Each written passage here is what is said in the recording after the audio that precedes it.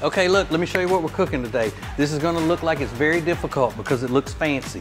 It's not difficult at all. It does look it, but it's not. I'm gonna show you how simple it is, and we're gonna get started right now. Let's go.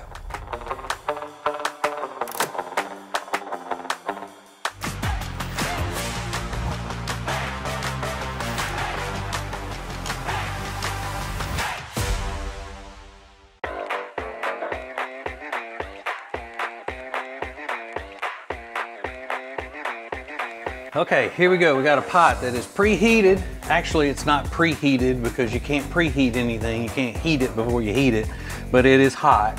And we're gonna start with some bite-sized pieces of bacon. That's about 4 slices of bacon cut into bite-sized pieces.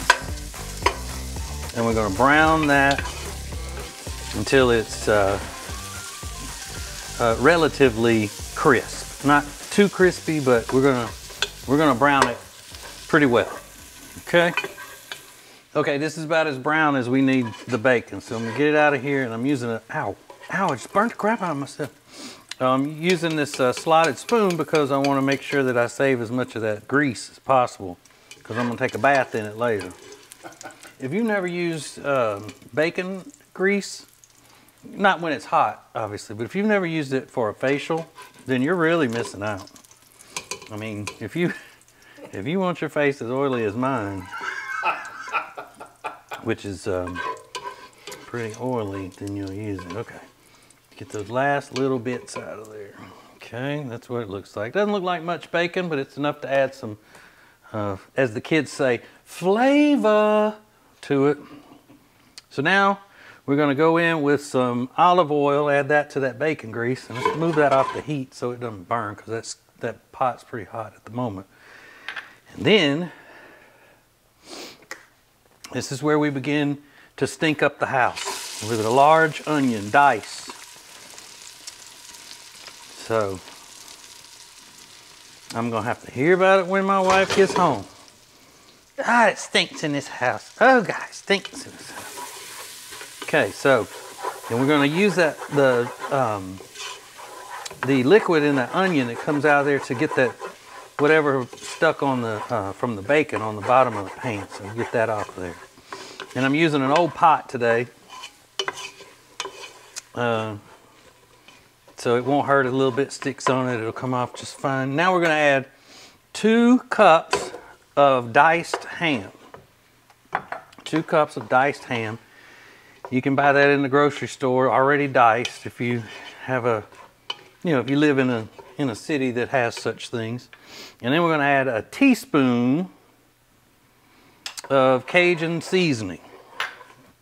You know, I use that all the time. So we're going to put that in there, and we're going to get this going until the onion is translucent, which means we're going to do it until we can see through the onion. So that may take a minute. But stick with it, and you are going to smell like a yak's butt when you're finished with this, because all that's coming back on you as well. All right. Okay, the onions are getting close to ready, almost translucent, and they're soft. That's how I always judge it.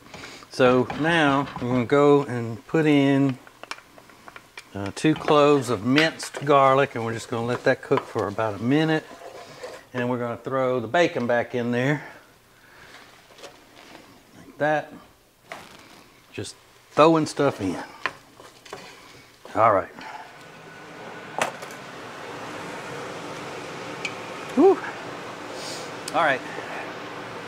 Now Mr. Todd is complaining about the smell. He said, ooh, that is really pungent.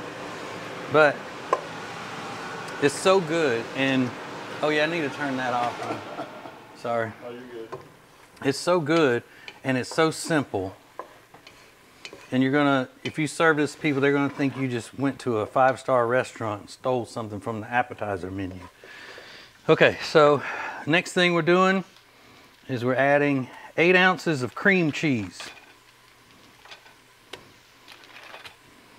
Throw that up in there. The cream cheese.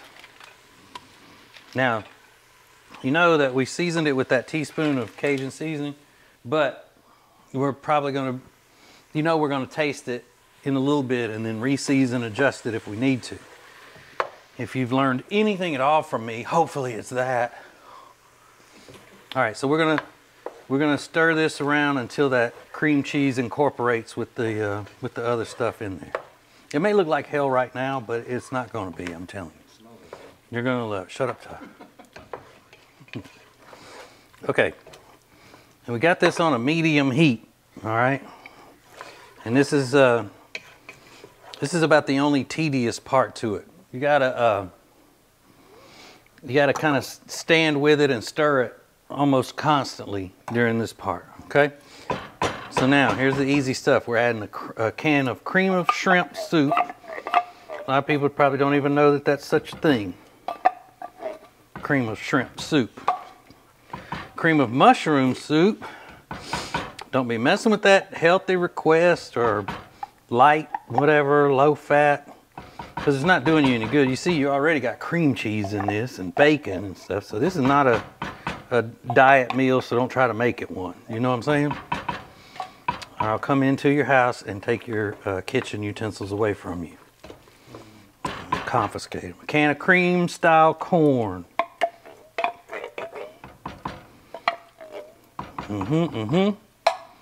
Then a can of diced tomatoes. Put that in there and stir it up. Stir it, stir it. And 2 cups of half and half. This is the good stuff. And pour it in there while you're stirring it. Okay. Incorporate it all in there. Doesn't that look good? Mm-hmm. You know what that's gonna make it? Creamy, that's what. All right, now, we're going to cook this over the medium heat for about 10 minutes, stirring it almost constantly. All right. God, looks good. Okay, it's been 10 minutes cooking, at a medium heat. Just being patient with it. All right. So now we're going to go in. We're going to add some water, or being a scientist and all, I'll call it H2O. From my days as a chemist, H2O. Now, look. Don't worry that I'm leaving you hanging. I'm not going to tell you what the recipe is or all the measurements and stuff, because I am. I have that on the website, fendforyourselves.com. It's always up there for you to go and the right measurements and all of that stuff. I just don't, I'm not going to leave you hanging like a lot of people cooking on the internet do, and they just start throwing stuff in there and they see how fast they can speed up the camera, because that's the way it's boring if you don't do that. Or when they go up the camera and they go, and then the dish is done, and you're like, well, wait a minute, how did you do that? What is that? I mean, it's that works for them, and I'm sure they are getting way more success out of this than I am, but I'm not gonna do you that way. I swear I'm not gonna do you that way. Okay, so I added that water, and I'm gonna turn up the fire and bring it to a low boil, just a low boil. And that'll take just a couple of minutes. Okay, we got our light boil going on it. Now this is where we're going to taste it and see if it needs more seasoning. Okay, so it's going to be hot though. Oh. All right, let's just add a pinch of salt. Just to say we did something. Maybe a little bit more. All right, now we got the light boil going. We got a little bit of extra seasoning in there. And now we're going to go in with our shrimp. This is about 1 pound of shrimp. We're supposed to be 1 pound, but it's a little bit more than 1 pound.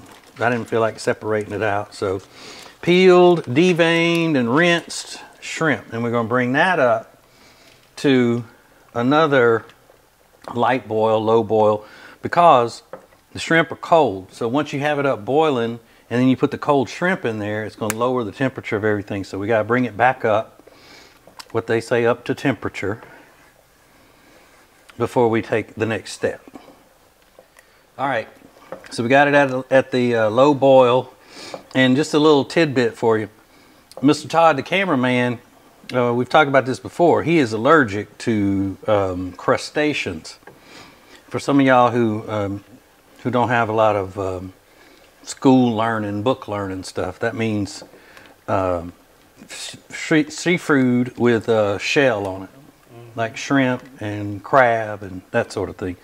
So just his videoing it and getting this close to it, he's taking his life in his own hands. So I'd like to thank Mr. Todd of JT Media for risking his life for Fend for Yourselves today. You're welcome. All right, so we got that at a light boil, and the shrimp are cooked. Now they're, oop, now I'm slinging stuff everywhere. Oh no. Now here's what you're gonna do. You're gonna turn it down, way down, and let it just do a low simmer for 10 minutes. 10 minutes, set your timer, or do this. It's 10 minutes. Okay, it's been 10 minutes. Now this is the crucial step, and this is gonna be the hardest part of the whole thing. This is the most important thing, and yes, it's probably got a difficulty level of 10 out of 10. Okay, but you've gotta do this, and you gotta do it right. You're gonna take 2 tablespoons of chopped parsley and dump it in there. Then you're going to stir it up. Okay, just get it all in there. Now,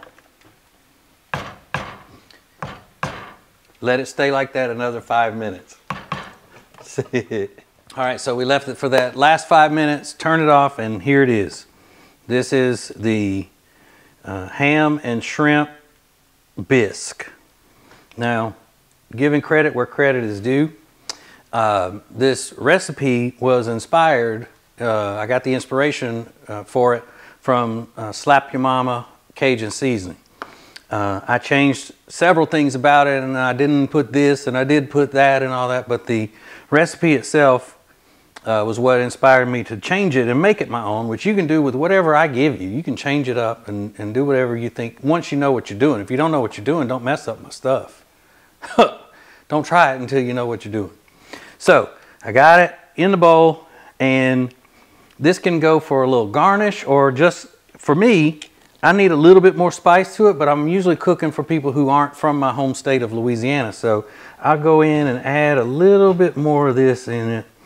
And you see it gives it a little color too. It makes it look even fancier.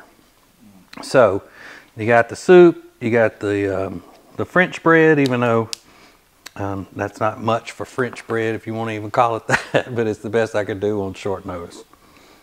All right, there you go. That is the Fend for Yourselves for today. Now go to fendforyourselves.com to get the recipe. We'll have it up there, and the way that works is right before Mr. Todd posts this on the internet, he'll say, "You didn't send me that recipe," and then I'll have to go hurriedly get the recipe together.